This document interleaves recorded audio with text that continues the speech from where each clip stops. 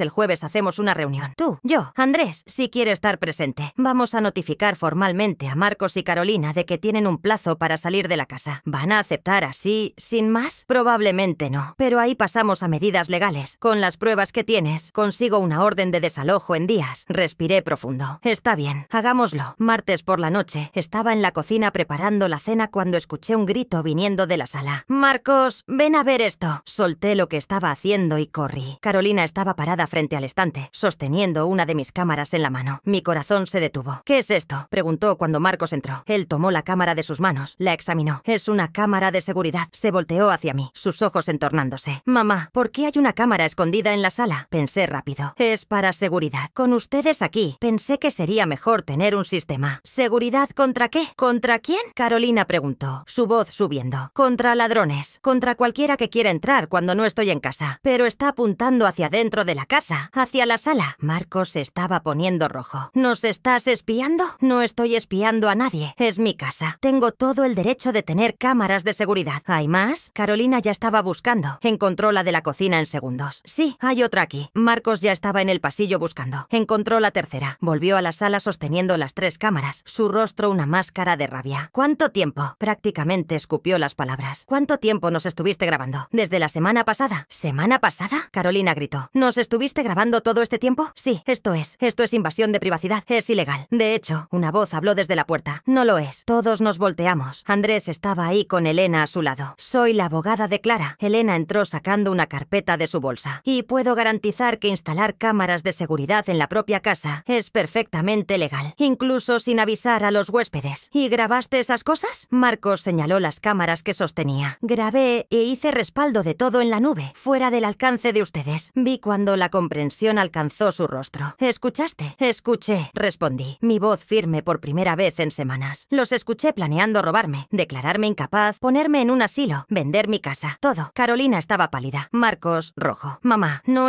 me mientas. Mi voz salió alta, sorprendiéndome hasta a mí misma. No ahora, no después de haber escuchado todo. El silencio que siguió fue absoluto. Elena dio un paso adelante. Marcos, Carolina, vine aquí hoy para notificarlos formalmente. Sacó un papel de la carpeta. Tienen una semana a partir de hoy para dejar esta propiedad. Si no lo hacen voluntariamente, voy a requerir una orden judicial de desalojo. No puedes hacer eso. Carolina encontró la voz. No tenemos a dónde ir. Debían haber pensado en eso antes de planear poner a la dueña de la casa en un asilo. Andrés habló, su voz helada. Marcos me miró y por un segundo, solo un segundo, vi algo en su rostro. Culpa, arrepentimiento. Mamá, yo no. Levanté la mano. No quiero escuchar. No ahora. Tienen una semana. Úsenla sabiamente. Y salí de la sala, dejándolos ahí, con sus mentiras expuestas y sus planes destruidos. Aquella noche, por primera vez desde que habían llegado, dormí en paz. La guerra había sido declarada y yo no iba a perder. Los días siguientes fueron los más tensos de mi vida. Marcos y Carolina no salieron inmediatamente. Claro que no, pero tampoco me hablaban. Cuando nos cruzábamos en la casa, el silencio era pesado, cargado de rabia no dicha y acusaciones mudas. El miércoles, como Elena había previsto, la tal trabajadora social tocó el timbre. Yo no estaba en casa, estaba en casa de Vera, tomando té y sintiéndome más fuerte que nunca. ¿Cómo te sientes? Vera preguntó, poniendo más azúcar en mi té, aunque sabía que prefería sin. Extrañamente bien, respondí. Y era verdad. Debería estar destrozada, ¿no? Mi hijo está intentando robarme, pero solo siento alivio por finalmente saber la verdad, por estar haciendo algo al respecto. Es porque estás recuperando tu poder. Vera sonrió. Pasaste la vida entera siendo la Clara que todos esperaban que fueras, la esposa perfecta, la madre dedicada. ¿Y ahora? Ahora estás siendo solo tú misma. Tenía razón. Mi celular sonó. Era Andrés. Mamá, necesitas ver esto. ¿Qué? Ven a casa ahora. Llegué a casa para encontrar a Andrés, Marina y la pequeña Sofía esperándome en la sala. Marcos y Carolina estaban encerrados en su habitación. ¿Qué pasó? Recibieron una visita, Marina dijo, sus ojos brillando. Un corredor de bienes raíces. Mi sangre se heló. ¿Un corredor? Sí. Andrés mostró una foto en su celular. Un hombre en traje en la puerta de mi casa. Tocó el timbre. Marcos atendió. Conversaron como 10 minutos. Logré fotografiar de lejos. Busqué su nombre. Es un corredor conocido, especializado en ventas rápidas. Están intentando vender mi casa, susurré, incluso sabiendo que sé del plan. No solo eso, Andrés continuó. Llamé a un conocido mío que trabaja en el registro. Marcos intentó dar entrada a un poder falso ayer, diciendo que habías firmado dándole poder para vender la propiedad. Pero yo no firmé nada, lo sé. Y el tipo del registro también lo sabía. Comparó con la firma de los documentos que tienes archivados ahí. No coincidía. Dijo que iba a denunciar por falsificación de documento. Esto era serio, muy serio. Elena tenía razón. Estaban desesperados y las personas desesperadas hacen cosas peligrosas. Necesito llamar a Elena. Hice la llamada ahí mismo frente a Findrés y Marina. Conté sobre el corredor, sobre el poder falso. Clara, la voz de Elena estaba tensa. Esto cambió todo. Falsificación de documento es delito. Puedo conseguir una orden de restricción emergente. Tienen que salir hoy. ¿Hoy? Hoy. Voy a hacer la solicitud ahora. En 2 horas máximo tengo la orden. Mando 2 oficiales de justicia ahí para garantizar que salgan pacíficamente. ¿Y si no salen? Ahí van presos por desacato. Colgué el teléfono y miré a Andrés. Sí. Se acabó. Hoy se van. Eran las 3 de la tarde cuando Marcos bajó, seguido de Carolina. Habían escuchado las conversaciones. Por supuesto que habían. Las paredes de mi casa no eran tan gruesas. Mamá, necesitamos conversar, Marcos dijo. Su voz estaba diferente, más suave, casi suplicante. No tenemos nada de qué conversar. Por favor, solo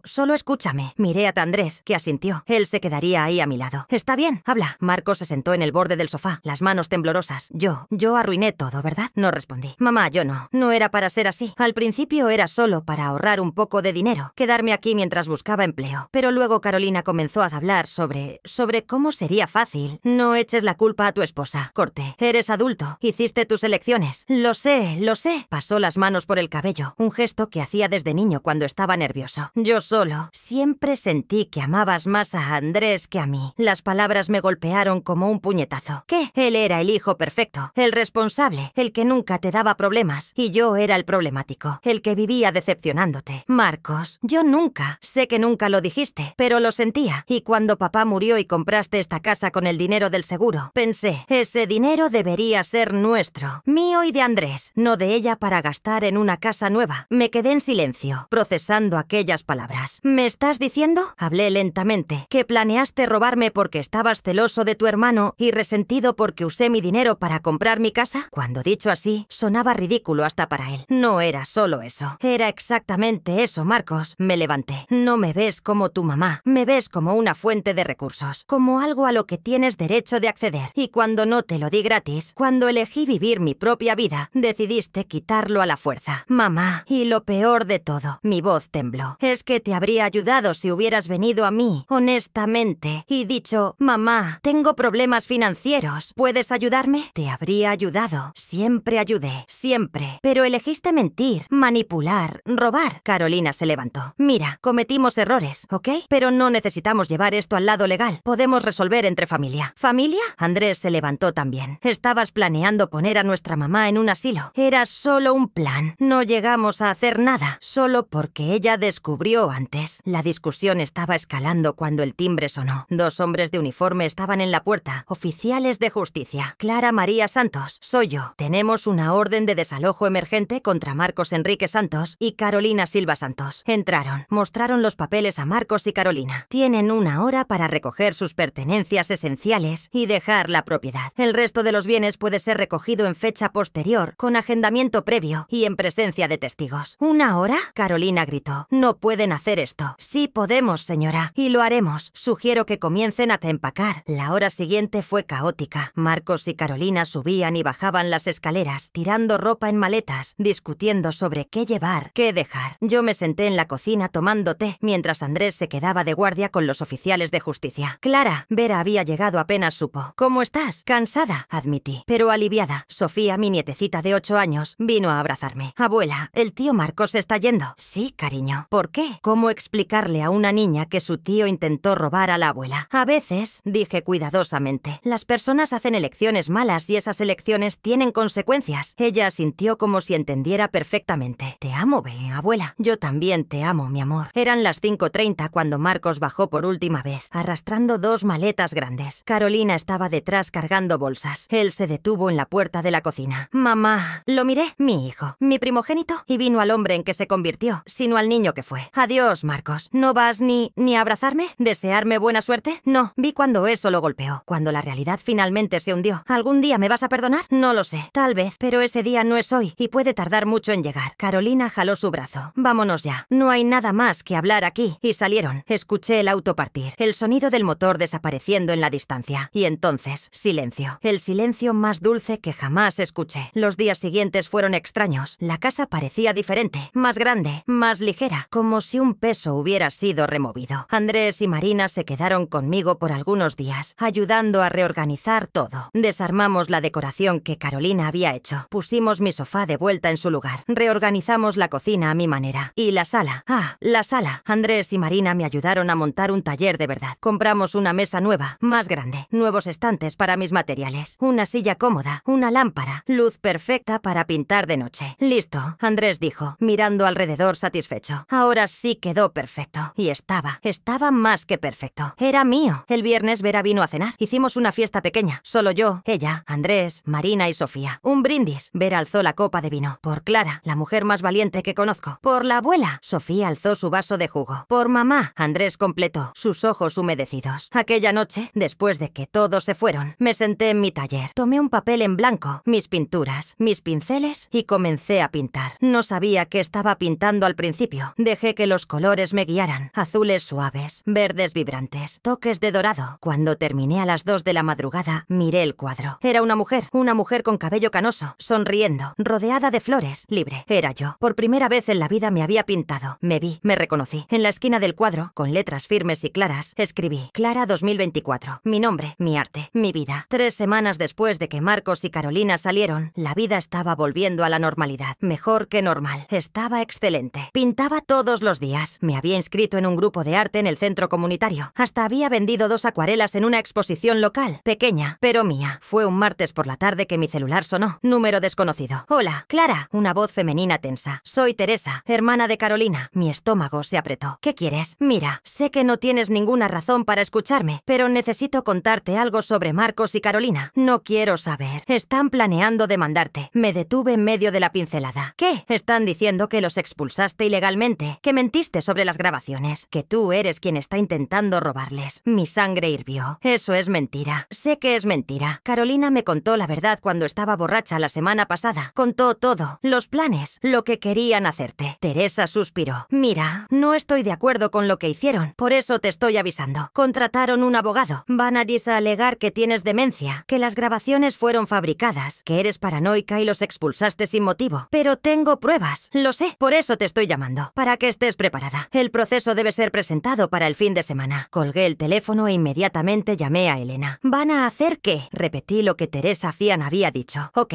Elena estaba en modo abogada total. Esto en realidad es perfecto. ¿Perfecto? Sí, porque ahora van a tener que entrar a un tribunal y yo voy a poder presentar todas las pruebas oficialmente. Las grabaciones, el testimonio del tipo del registro sobre el poder falso. Todo. Están cavando su propia tumba. Pero ¿y si el juez les cree? ¿Y si piensan que yo soy quien está inventando? Clara, respira. Tienes un historial impecable. Documentación médica reciente mostrando que estás perfectamente capaz. Testigos. Andrés, Vera, tus amigas del curso de arte. Y más importante, tienes grabaciones de ellos admitiendo el plan. Tenía razón. Yo sabía que tenía. Pero aún así la idea de ir a tribunal, de tener que enfrentar a Marcos de nuevo. ¿Cuándo crees que será la audiencia? Probablemente en unas 3-4 semanas. Voy a comenzar a preparar nuestra defensa hoy mismo. En los días siguientes comenzó la campaña de difamación. Primero fue la tía Lourdes, hermana de Roberto, quien me llamó. Clara, Marcos me contó que lo expulsaste de casa. ¿Cómo puedes hacer algo así? Tía Lourdes, él es tu hijo. La familia no le hace eso a la familia. No sabes lo que... Sé que es un buen muchacho que estaba pasando dificultades y tú lo abandonaste. Estoy muy decepcionada de ti, Clara. Y colgó. Después fue la prima Juana. Después la vecina Fatigua. Después personas que ni sabía que Marcos conocía. Todas con la misma historia. Clara, la madre cruel que expulsó al hijo necesitado y la nuera embarazada. Espera, ¿embarazada? Llamé a Elena inmediatamente. Están diciendo que Carolina está embarazada. Aparentemente. Vi en sus redes sociales. Publicó una foto con prueba de embarazo positiva. ¿Eso cambia algo para el caso? No. ¿Para la opinión pública? Puede cambiar. Van a usar eso para ganar simpatía. Y lo usaron. Publicaciones en Facebook, Instagram, hasta TikTok. Estoy embarazada y sin techo porque mi suegra nos expulsó. Familia que se vuelve contra la familia cuando los ancianos se vuelven crueles. Cada publicación, cientos de comentarios, la mayoría apoyándolos, llamándome monstruo, madre desnaturalizada. Algunos comentarios eran terribles. Vieja egoísta, vas a pudrirte en el infierno. Tus hijos deberían abandonarte en un asilo para que veas cómo es. Dejé de leer después del 20º comentario. No, no mires eso, Vera dijo, quitando el celular de mi mano. No vale la pena. Pero todo mundo va a pensar que soy un monstruo. Quien importa sabe la verdad. Y los otros, que se jodan. Más fácil decirlo que hacerlo. La audiencia fue programada para un lunes, a las 9 de la mañana. No dormí la noche anterior. Me quedé ensayando qué iba a decir, cómo iba a comportarme, si iba a lograr mantener la calma cuando viera a Marcos. Elena pasó por mi casa a las 7. ¿Lista? No, pero vamos de todas formas. Andrés y Marina vinieron también. Vera, hasta algunas de mis amigas del curso de arte. Tienes un ejército. Elena sonrió. No tienen chance. El tribunal era intimidante. Paredes grises, luces fluorescentes, olor a papel y miedo. Marcos y Carolina ya estaban ahí con un abogado que parecía haber salido de un comercial de TV. Traje demasiado caro, cabello demasiado engominado. Marcos no me miró. Carolina me lanzó una mirada de puro odio. Todos de pie, el oficial anunció. Jueza Fernanda Almeida presidiendo. La jueza era una mujer de unos 50 años, cabello recogido en un chongo severo, expresión que no revelaba nada. Caso número 2024-8856. Marcos Enrique Santos y Carolina Silva Santos versus Clara María Santos. Proceso de interdicción y cuestionamiento de desalojo. Doctor Rodrigo, puede comenzar. El abogado de Marcos se levantó. Todo pose y confianza. Excelencia, estamos aquí hoy porque una madre, en una demostración incomprensible de crueldad, expulsó a su propio hijo y su nuera, que está embarazada, de casa. Mi cliente vino a la residencia materna buscando ayuda temporal y fue recibido con los brazos abiertos. Sin embargo, semanas después, sin ningún aviso previo, sin ninguna justificación razonable, la señora Clara aquí presente los expulsó. Más aún, ella alega tener grabaciones que prueban algún tipo de plan malicioso por parte de mis clientes. Grabaciones esas que fueron obtenidas ilegalmente, sin consentimiento, y que creemos sean manipuladas o completamente fabricadas. Hizo una pausa dramática. Excelencia, mi cliente está preocupado por la salud mental de su madre. Una mujer de 70 años viviendo sola, que de repente se vuelve paranoica y acusa al propio hijo de crímenes absurdos. Creemos que ya no está en condiciones de tomar decisiones por sí misma y pedimos que el tribunal considere la interdicción con mi cliente asumiendo la curatela. Sentí mi sangre hervir, pero Elena tocó mi brazo gentilmente. Calma, mi turno. Se levantó y su postura era completamente diferente, firme, pero sin la pose teatral. Excelencia, la narrativa presentada por la defensa es conmovedora, pero es ficción. Los hechos que tengo documentados aquí. Alzó una carpeta gruesa. Cuentan una historia muy diferente. La señora Clara no expulsó a su hijo por crueldad. Lo expulsó porque descubrió que él y su esposa estaban planeando defraudarla, robarle y, eventualmente, declararla incapaz para tomar control de sus bienes. Las grabaciones que mencioné no son fabricadas. Tengo los archivos originales con metadatos que prueban fecha y hora. Y más, tengo testimonio documentado de funcionario del registro sobre un intento de falsificación de poder por parte del señor Marcos. Puso la carpeta en la mesa. En cuanto a la cuestión de consentimiento para las grabaciones en residencias privadas, el propietario tiene todo el derecho de instalar sistemas de seguridad. La señora Clara instaló cámaras en su casa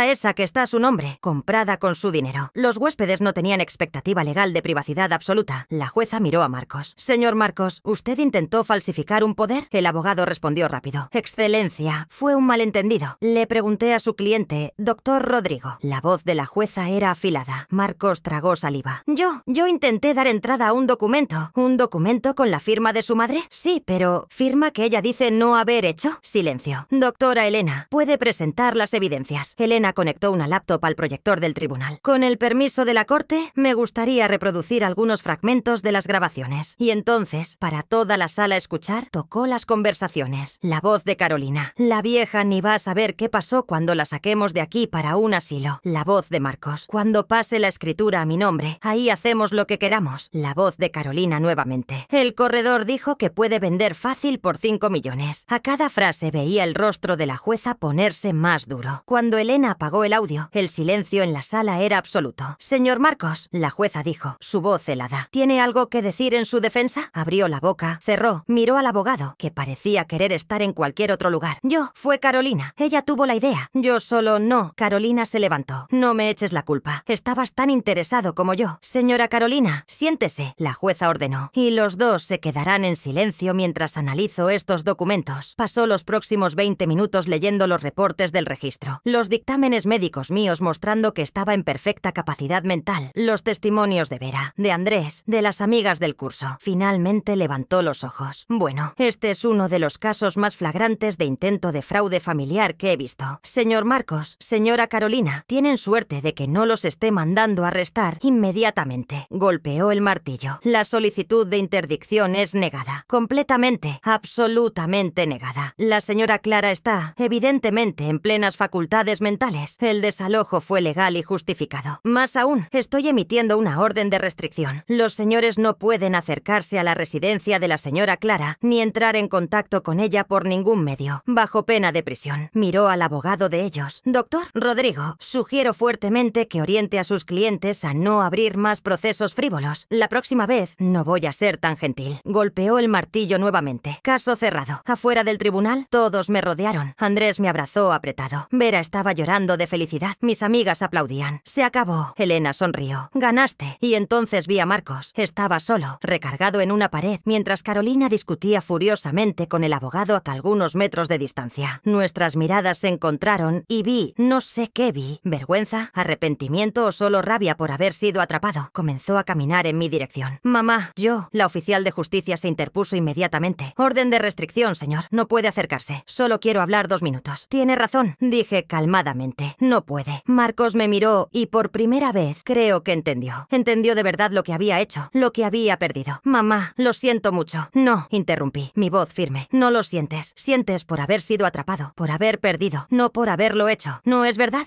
Marcos, cerré los ojos por un segundo, juntando fuerzas. Cuando los abrí, hablé las palabras que nunca pensé que diría a mi hijo. Ya no eres bienvenido en mi vida. Hiciste tus elecciones, y esas elecciones tienen consecuencias. Mamá, adiós, Marcos. Di la vuelta y me alejé, y esta vez no miré hacia atrás. Los 3 meses siguientes fueron de sanación. No fue fácil. Algunas noches aún despertaba llorando, pensando en el niño que Marcos había sido, intentando entender dónde había errado. No erraste, Vera me decía siempre. Las personas hacen elecciones. Él hizo las suyas. Andrés venía a cenar toda semana. Sofía pasaba los sábados conmigo y yo le enseñaba a pintar acuarelas. Marina se convirtió en la hija que nunca tuve. Poco a poco, la casa se fue llenando de vida nuevamente, pero una vida diferente. Una vida que yo elegí. Hice nuevas amigas en el grupo de arte. Comencé a vender mis pinturas regularmente en una galería local. Nada que me hiciera rica, pero lo suficiente para sentirme orgullosa. Hasta entré en un grupo de baile para adultos mayores, algo que nunca hubiera tenido coraje de hacer antes. La casa estaba mía de nuevo. Cada rincón reflejaba quién yo era. El taller en la sala, las orquídeas en el patio, las fotos de Sofía, Andrés y Marina por todas partes. Ninguna foto de Marcos. Había guardado todas. No las tiré, no pude, pero las guardé en una caja en el fondo del armario junto con el dolor. Un año después de que todo había comenzado, estaba en mi sala, en mi taller, terminando una pintura cuando el celular sonó. Número desconocido. Casi no atendí, pero algo me hizo aceptar. Hola, señora Clara, aquí es Marcos. Mi corazón dio un salto. Hacían casi 8 meses desde la conversación en el hospital. Hola, Marcos. Sé que no tengo derecho de llamar. Sé que pediste distancia, pero quería